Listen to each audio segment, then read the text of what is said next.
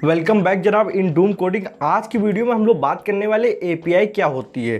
तो एपीआई का full form होता है एप्लीकेशन प्रोग्रामिंग इंटरफेस। और जनाब मैं आपको बता दूं कि एपीआई को इस्तेमाल किस तरीके किया जाता है, कहाँ कहाँ एपीआई यूज़ की जाती हैं, वो सारी जानकारी इस वीडियो में आपको मिल जाएगी। ठीक है। और अगर आपके मन में है कि एपीआई यूज़ करने के फ़ायदे क्या होते हैं तो वो भी आप इस वीडियो में जाने वाले हो।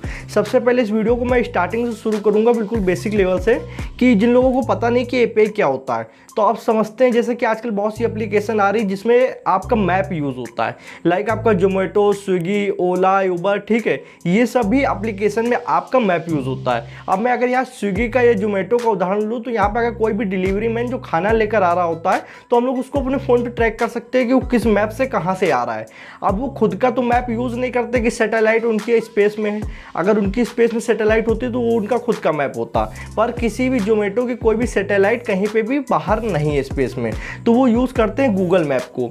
अब वो गूगल मैप को डायरेक्ट तो कनेक्ट नहीं कर सकते हैं, डायरेक्ट गूगल मैप से डाटा नहीं ले सकते हैं। इसीलिए जो गूगल मैप है उसने अपनी एक सिक्योरिटी बनाने के लिए एक एपीआई बनाई है।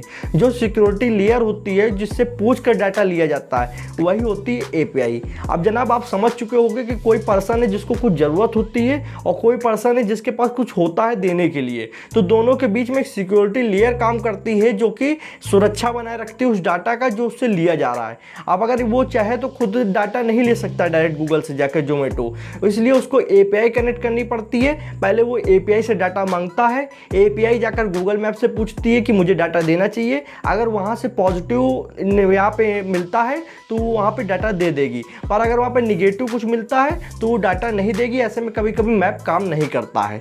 तो आप इस चीज़ को बिल्कुल आसानी से समझ गए होंगे कि जो आपकी एपीआई है वो वर्क सिर्फ इस बेस पे करती है कि आपको वो चीज़ तो मिल जाएगी पर आप उसको कंट्रोल नहीं कर पाओगे। अब गूगल मैप से आप उसको यूज़ तो कर सकते हो अपने ऐप के अंदर, यहाँ पे कोई भी लोकेशन देखने के लिए या फिर कोई भी चीज़ मैप में देखने के लिए, पर वो कंट्रोल नहीं कर सकते हो, वो चीज़ आपकी नहीं हो गई है। आप उसका डाटा सिर्फ एपीआई से पूछकर ही लेन देन कर सकते हो। अब आपने बहुत सी वेबसाइट पे जनाब देखा होगा कि गूगल से आप साइन अप कर सकते हो, फेसबुक से साइन अप कर सकते हो, या फिर कहीं कहीं ट्विटर से भी साइन अप करने के लिए कहा जाता है। तो ऐसा क्यों है जनाब, ये क्या चीज़ होती है? तो ये भी एक एपीआई है। अब एपीआई ये किस तरीके से, मान लीजिए कोई एप्लीकेशन आज मैंने बनाई, तो अब मेरे पास इतना तो स्टोरेज, इतना सर्वर नहीं है कि मैं सबको चेक करते बैठूँ। मतलब मेरी वेबसाइट पे जो भी लॉगिन करने आ रहा है तो मैं उसको नहीं चेक कर सकता हूँ कि यार ये ट्रस्टेड है, कोई बॉट तो नहीं है। तो मैंने ऐसे में गूगल की एपीआई यूज़ कर ली। अब गूगल ऑलरेडी इतनी बड़ी कंपनी, इसके इतने बड़े बड़े सर्वर है, तो उसमें जिन्होंने अकाउंट बना रखा वो ओरिजिनल लोग होंगे और गूगल ने ऑलरेडी उनको चेक करके रखा हुआ है। तो एक तरीके से मैं गूगल के भरोसे पर उस आदमी को अपनी वेबसाइट पर साइन अप करने दे रहा हूँ। तो यही आपने जहाँ पे देखा होगा गूगल से साइन अप, फेसबुक से साइन अप, तो वहाँ उन्होंने एपीआई यूज़ कर रखी होती है जहाँ पर वो कनेक्ट कर देते हैं साइन अप वाला सिस्टम। और कोई भी साइन अप करता है तो ऑलरेडी उसको गूगल ने या फेसबुक ने चेक कर रखा है, इसलिए उनकी वेबसाइट पे साइन अप हो जाता है।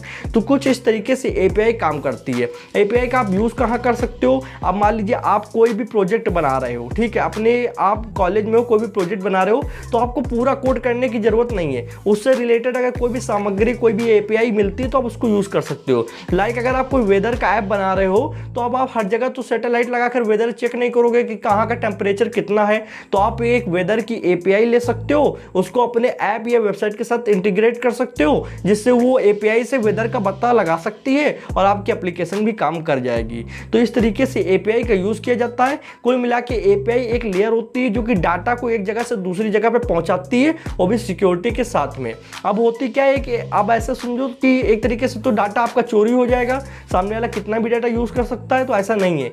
इसकी होती है कि एपीआई की, अब ज़्यादातर जितनी भी एपीआई होती है उनकी एक सिक्योरिटी की होती है। सिक्योरिटी की क्या मतलब, एक प्रकार का कोड होता है, वो कोड जो होता है उसको कहते हैं सिक्योरिटी की।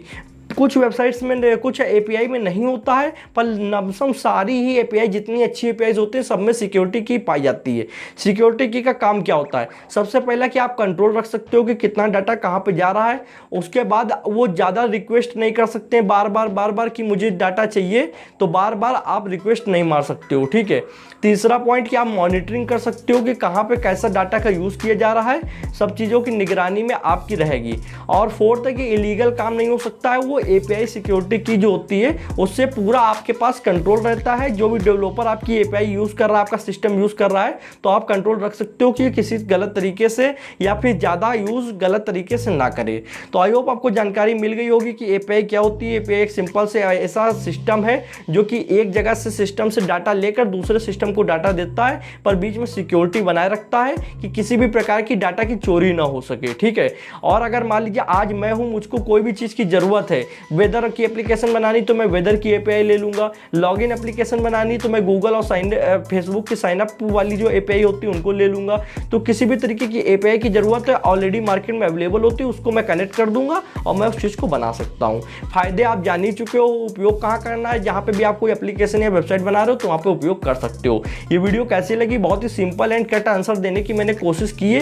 कहीं पे कोई गलती हो गई हो तो माफ कर दीजिएगा। प्लीज़ इस वीडियो को कर दीजिए लाइक, जिससे हमारा भी मोटिवेशन बढ़ता रहता है। आज अगर आप इस चैनल पे आ गए हो तो प्लीज़ सब्सक्राइब कर दो, बेल आइकन को प्रेस कर दो, जिससे आने वाली इंटरेस्टिंग कोडिंग वीडियोज़ की नोटिफिकेशन और वेब डेवलपमेंट वीडियोज़ की नोटिफिकेशन आप लोग को मिलती रहेंगी। आज की वीडियो में बस इतना ही था। Thanks for watching friend. जय हिंद, जय भारत।